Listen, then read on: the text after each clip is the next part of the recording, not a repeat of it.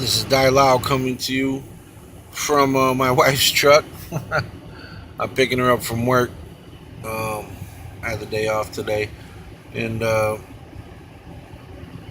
being that today's Valentine's Day, I feel like I want to show some love or share some love and kind of tell you my testimony. So I'm always confused about how to go about this since, you know, how do you condense the story of coming to Christ in 5 minutes? So essentially, I lived my life however I wanted. I was drinking and smoking, of course, chasing girls, of course. I mean, that's the same cliche as everyone. Um, but the manner in which God saved me um, is monumentous. And I think it was from my son. Um,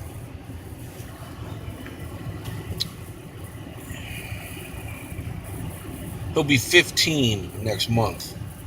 15. It's crazy. Um, so it was really him that the Lord used to get a hold of my heart. And from him, he brought me down the path that I was already a part of. Um, Crusader martial arts, and the cross movement, hip hop group.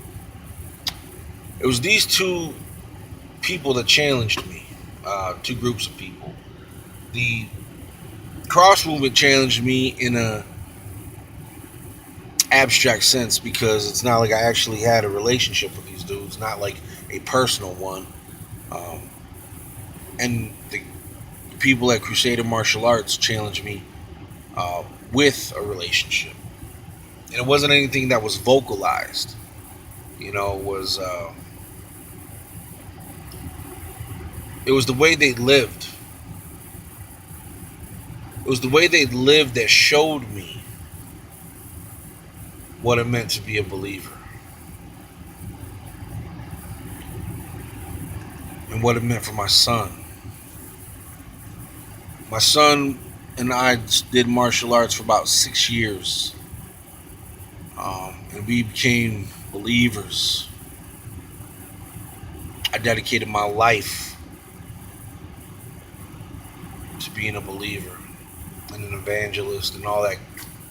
But Joe, it was really those two things combined with my son. Because I don't know if I would have even been open to any of those things without my son. I mean, yeah, I studied martial arts here and there growing up, and I was always into hip hop. But the cross movement challenged me to really bring it for spitting the truth. Because I've always been a believer. I always believed. I grew up Catholic. Um, but what did that really mean? That I didn't understand. That I didn't have a good idea of. But when God got a hold of my heart, it changed. You know, I remember I would read my son. I would tuck my son in every night. We'd read stories from the Bible and the children's Bible.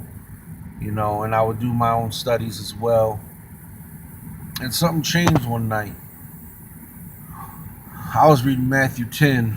Um, I forget the verse number, but it was, Jesus said, I did not come to bring peace, but I came to bring a sword. And I'm paraphrasing here, but he said, I'd set a man's enemies would be those of his own household. And that was deep to me because we was with my son, when tucking him in at night, we was reading, we were at when God asked Abraham to sacrifice Isaac. And something hit me that night because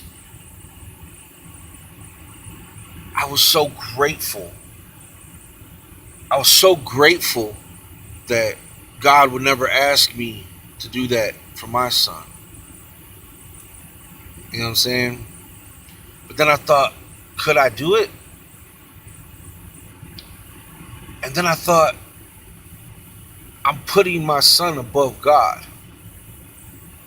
And that's a hard one to understand. That's a hard one to deal with. Because we have to put God number one above our kids, especially being, you know, single parents, which I was. And I got married. And I had to put my wife first. But even then, I was putting my wife above God. And that's what it was challenging me, to put God first. Long story short, we need to put God first. That's my testimony.